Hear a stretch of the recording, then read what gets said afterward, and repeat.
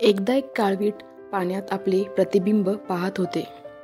तो विचार करू लागला, माझी शिंगे किती सुंदर आहेत, ते सर्वांपेक्षा सुंदर आहेत. इतक्यात त्याचे लक्ष पायाकडे गेले व तो दुःखी झाला. तो मनाशी म्हणाला, पहा माझे पाय किती काटकुळे व कुरूप आहेत. इतक्यात त्याला वाघाची डरकाळी ऐकू आली. त्याने जोरात धावण्यास सुरुवात केली. त्याच्या काटकुळ्या पायांनीच त्याला वाघापासून लांब नेले, पण त्याची सुंदर शिंगे झाडात अडकली व ती निघू शकली नाहीत. त्याने शिंगे सोडवण्याचा खूप प्रयत्न केला, पण सर्व प्रयत्न व्यर्थ गेले. मग त्याने मागे पुढे पाय झटकले आणि काय आश्चर्य, त्याची शिंगे निघाली.